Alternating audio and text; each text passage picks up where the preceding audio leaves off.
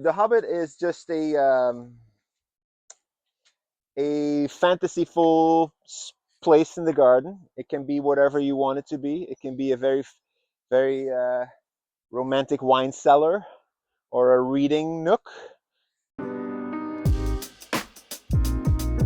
I've never had a home with a garden, so this is the first garden I had, and it was a blank slate, so we could do whatever we wanted. Obviously there were some big trees like the oaks and the palms which we had to work around, but that was a challenge. That was cool, I think. So we kept the big stuff and then we designed around it, and my wife and I made a list of what we want from a garden. So in my view, a garden is more than just a piece of grass with some plants on the edge, which is, I think, the most standard thing that people think of as a garden, you know, just a lawn with some plants. But in our book, in my book, it was more like all these different rooms where we can play with stuff that we like. For instance, there's the outdoor bathroom. I really wanted to take outdoor showers every day, so let's just make an outdoor bathroom. And then an extra little reading area, and a vegetable garden, and an outdoor living room. And then this thing here, which will be a swimming pond later, a natural swimming pond. So that's how we designed it. We just came up with all the functions that we want in a garden, and then we mapped it out and started building. Yeah, I'm Yannick. I live here at the property. We bought this house a couple of years ago as a fixer-upper, and I was determined to make it more interesting, more sustainable, more beautiful, hopefully. So that's what we've been doing for the last couple of years, is slowly tackling the house and tackling the garden as well. My main job is I started a kombucha brewery in Belgium a couple of years ago. So every now and then I fly back to Belgium to taste some kombucha, which is not a bad job either.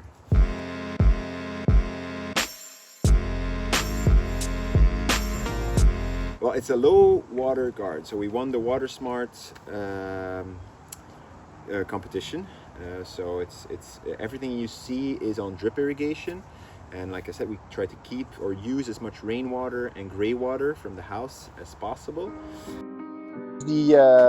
This is the east side of the property, and here the showers from the main house and the showers from the ADU, all that water is going into these gardens. So we don't waste that water. So that's why we can plant some more water-intensive plants here. I don't have to feel guilty about using all that water, or guilty about using these plants, because we have the water that comes from the showers anyway. So this is a guava, another guava, some bromeliads, other stuff, fig tree, loquat. This is a loquat tree. This is our passion fruit tunnel. So in the summertime, this gets really hot here. The sun's beating down on us. This is our front door from the studio. So we wanted to create some shade, but instead of just building a shade structure with wood or whatever, we decided to do it more natural. So the passion fruit starts from besides you, and then just grows and grows, and created this much shade in one season. So, and we have 3 different kinds here of passion fruit, and a dragon fruit. I just see that has created a new split, so that's very exciting. This is all new growth from this season. So yeah.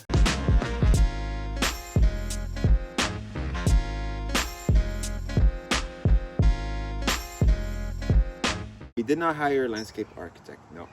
It's all just my wife and I, and just I think we were inspired a lot by other people, for sure, other gardens that we've seen. I watched a show by Monty Don. Monty Don is a very famous British gardener, like really a gardening guru in England. And England is really big on their gardens, so he's quite a celebrity. And he has a show, Big Ideas, or Tiny Gardens, Big Ideas, or Big Dreams, Tiny Gardens, something like that. And so yeah, all these people with small backyards that want to do cool stuff on a budget. And I had the luxury, the privilege of having some some time on my some spare time. So I thought like, wow, we're not gonna hire people to do the work that I can do myself if I just learn a little bit. And you know, learning skills is always, I think, valuable in life. So obviously it comes with challenges and a lot of mistakes and trial and error and frustration sometimes, but at the end I think it's more rewarding if I look at the job that we've done now. And we had a lot of help from the community, from the neighbors, friends. Rudy is the dad of our neighbor, and he's retired, and he helped a whole lot. So it was a communal effort as well. The only thing that we outsourced was with the big concrete wall that you maybe see later. That was a big job, so I needed some extra hands to create that structure, to pour it. But that was done with the help of other people that I was also working on. Yeah. The Hobbit is just a fantasyful place in the garden. It can be whatever you want it to be. It can be a very, very romantic wine cellar or a reading nook. In our case, it will be an extra bedroom because we live in a studio. We don't have any space for guests or friends or family when they come over, so they can sleep in there. A queen bed fits, a little nightstand, a library in the back. I think that's all you need to have a good night's rest. So this was built, we started building it in September. So we dug out this side. This was actually a wasted space in the garden. We put the tank here, and there was just jade growing all over the place, and a lot of crap laying around it, stuff that we couldn't, you know, construction stuff. But then we were looking at it like, man, there's a lot of space back here. If we clear out this jade, and then you know, we can do stuff. And my wife was like, why don't we put an extra yurt or a tent here, some permanent structure for our friends or guests or family. I was like, yeah, that's cool, but then it will be very visible. I don't want it, you know, a big thing sticking up. So then, and we just got back from New Zealand, and obviously New Zealand's where they filmed The Hobbit, Lord of the Rings. So we visited Hobbiton, that's the town where the movie set. And I was like, no, let's go underground. So we started digging in September, and now it's April, and it's kind of finished. So it's a natural build. It's an adobe home. So what does that mean? So the walls are these walls are actually just dirt from our soil mixed with straw, and you just compact it, and that's it, right? And then you plaster it with some natural lime, and that's the look. It's how they used to do it back in the day, and some people still do. It's just a lot of labor, but I think it looks nice. And these bottles are recycled liquor bottles from bars in San Diego. So you take a bottle, you cut it in half, and you take another bottle, cut it also in half, and then you plop the two ends together, and then you basically have a mini brick window. And I put these in the wall all around. So if you go inside, maybe you should go inside and then turn around, and you'll see the effect of the glass bottles. I'll join you. Well, my wife is still waiting for her indoor bathroom remodel. So that was high on the priority list, but I chose to do other stuff first. I thought, yeah, first house. It's a kind of a mid-century house. It was dilapidated, so we had to do that first. You know, new roof, solar system, and then a new HVAC system. So it's got a heat pump, so it's all electric. Well, the house is mostly electric, which is better for the environment, especially if you combine it with solar. The roof is a white material, so it reflects sunlight. Also not bad in this hot climate, so it doesn't attract that much heat. While we were at the roof, we also installed gutters. If you have gutters, well, you capture the rainwater that we have. We get about 8 to 10 inches of rainwater. So what you do with it, either you let it go to the sewer, or you keep it at your property. And obviously the best thing for the plants and your garden is to keep as much water on your land. So while we added gutters, we also added pipeline that goes towards the big cistern here that captures almost all of the water of the roof. And with that water, we can then play. So that water will be used to top up the swimming pond. So it's all connected, I think, in a way, or a lot of things are connected. Like the outdoor bathroom is also connected to the pond. Yeah. So this is our rainwater tank. It's a 2,650 gallon rainwater tank. So all the water from the east side of the house, the roof, the east side of the roof, it comes underneath in a big pipe and just flows up there into the tank. So that fills up very fast. You would be surprised how much rain still falls in Escondido, San Diego, and I think we get 8 or 10 inches a year, but over the whole surface of a big flat roof, that adds up quickly. So we start here, we use it to water plants in the garden and also to fill up the swimming pond.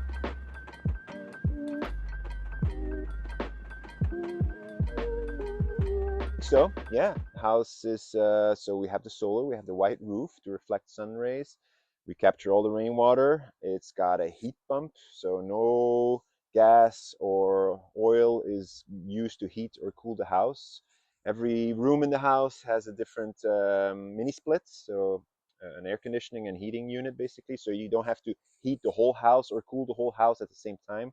No central, like in America, it's really common to just you want to have a if you want to turn up the heat, you have to heat the whole house. But you're only spending time in the kitchen or living room. Why are the bedrooms and the bathrooms heating up? So we didn't want to do that. So we installed mini splits in every room so you can choose which areas are heated or cooled. A bit more like the European system, I think, and it makes sense in my book.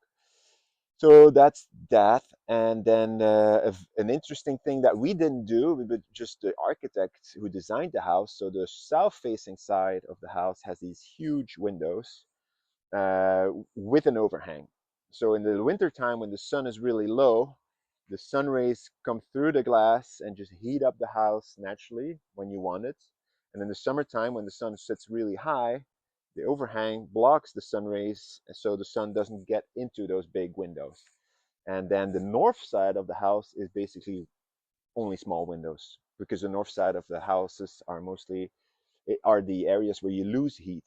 So you don't want big windows there because that's just not efficient. So here they put the whole focus on the south side of the house is just big windows for the view, but also for capturing that solar energy, and then the north side to not waste any energy.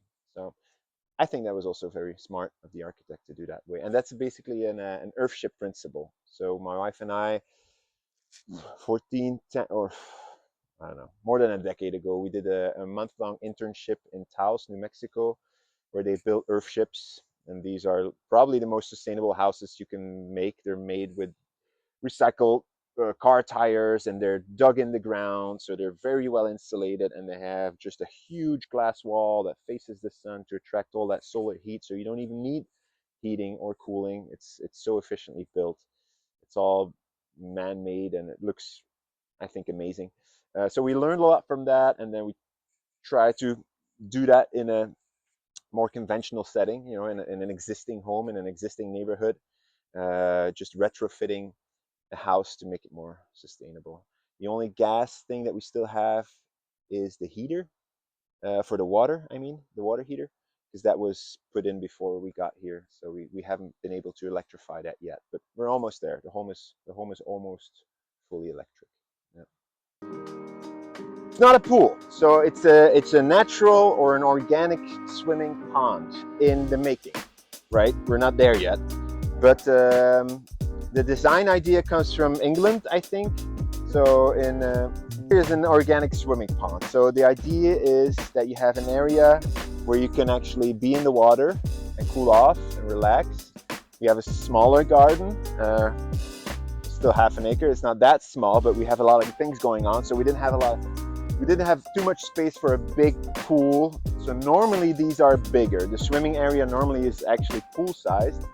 And then the area around it is used to filter the water. So where I'm standing now is the low end of the pond, and this will be filled with plants that naturally filter and clean the water. And then this deep end is for humans to enjoy the water. This is more for wildlife and plants. And pools are cool. I like a good pool. I like to swim, but pools are very human focused. It's only humans who can use it basically. It's also not really healthy with all the chlorine and chemicals and maintenance. It's very expensive. So this is like a more natural, budget-friendly, nature-friendly version of it. So the water actually, normally with a pool you have a drop at the edge, so animals, birds, whatever, they can't really go and drink in there. It's too steep for them. They can't reach it. With a natural pond or a swimming pond, the water goes all the way to the edge, so animals can walk in, drink, stuff like that. So, and we do have a lot of animals because I have a night cam here that captures the animals. We had bobcats in the garden, coyotes, obviously, skunks, raccoons, bunnies, bats, all the things. I love it. So whenever you have water in Southern California, you create a mini oasis because animals are attracted to it. They need it to survive. So whatever we can do to help them, I think is valuable. So I wanted to create this for us, but also for everybody else out there. Yeah. And this is still, I still need to finish it. So this is the first 4 layers. This will come up much higher to here, about here. So this is basically will be a dam. So the plants will be on one side. So the soil for the plants can never drop into the swim zone because you don't want to mix it. That would make the water dirty there. You want it, so you want it separated. The water will still flow over the top, so it's filtered. But you need a bit of a levee, a dam, to keep the plants there, and the humans can go there. Voila!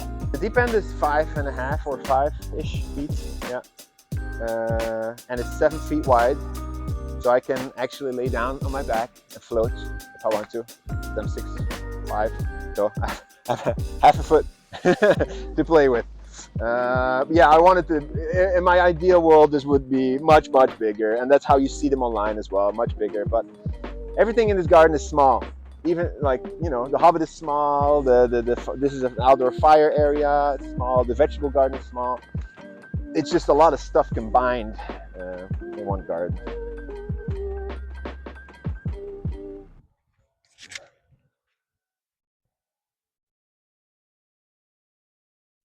So this stuff here, where you're walking on now, that's not a lawn.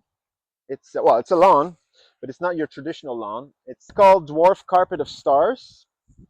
So it's a succulent. It's an ice plant variety. It's a lawn alternative. So if you still want the look of the lawn, if you still want to have a play area for kids, this is a great alternative. It uses a fraction of the water. You only water this once a week for 10 minutes. That's it. It flowers twice a year, spring and in fall, and the flowers are tiny and pink. And that's where the name dwarf carpet of stars comes from, because it kind of looked like a carpet of stars. And then the bees love it, and you don't need to mow it, which is incredible because who has time for that? So it's I think an incredible plant, and it just filled in a year. So you put all these individual plugs in the ground, and slowly they grow towards each other, and they cover the whole thing. Yep.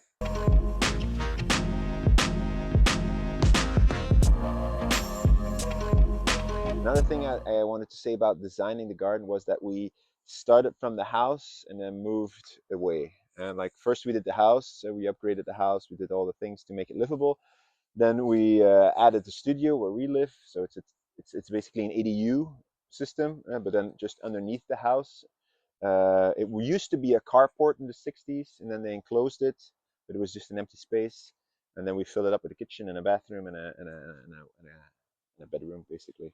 It's all one open space. But so after that was done, we moved in there, started renting out the main house, and then from there we slowly moved backwards into the garden.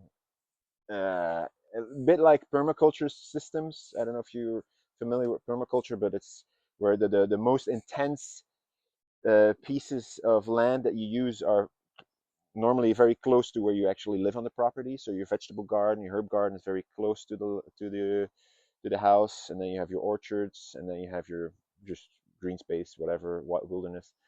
So as you go away from the house, it gets less intense to take care of, and that's what we also wanted to incorporate a little bit. So that's why the vegetable garden is very close to the kitchen. So Erlinda, my wife, who's the main chef, she can just walk out, grab some herbs, grab some lettuce, whatever, and I don't think that's often the case when you look at gardens. Normal gardens, they put the vegetable beds all the way in the side. It's like this afterthought. It doesn't look quite good often, but we didn't. We wanted to do the opposite. We wanted to make it look good because it's functional, it's health, it's growing your own food. It's very valuable. So why not give it a more a more how would you say a more important spot in the garden. So that's why it's very close to the windows. When she's working in her office, she's looking at the tomatoes and she sees the tomatoes grow, which is nice.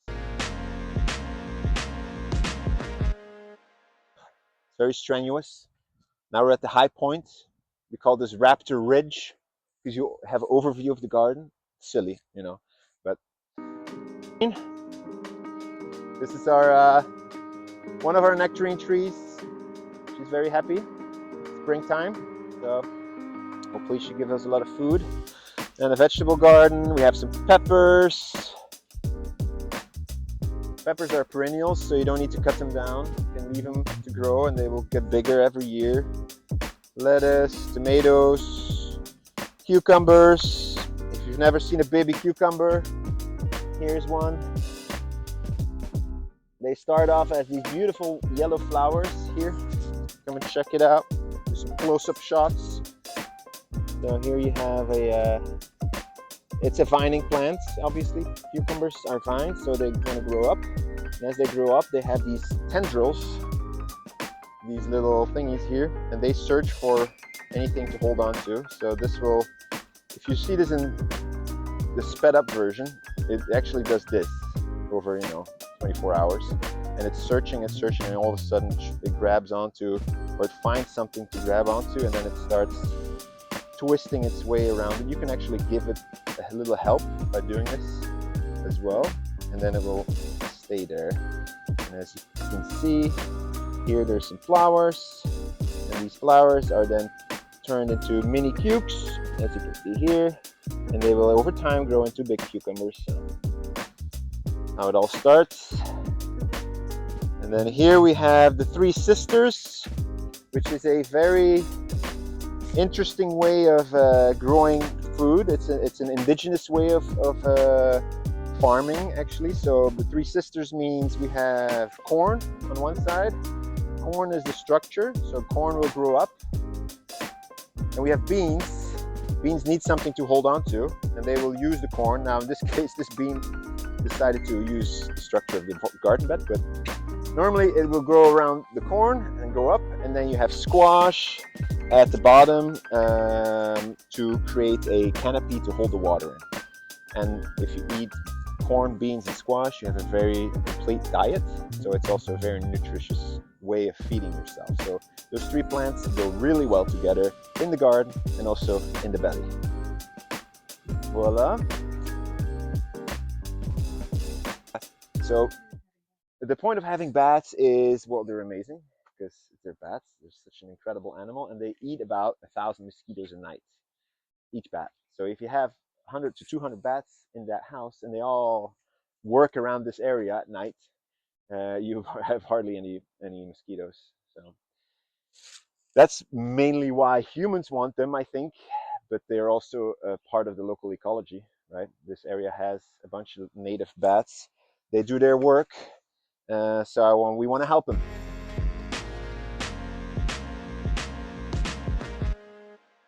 I think a good first step is go on the Green Homes Tour because you will learn a lot there. You'll see all these homes with passionate people who have done their research and have chosen some projects to work on, and sometimes that is just ripping out a lawn and making it into a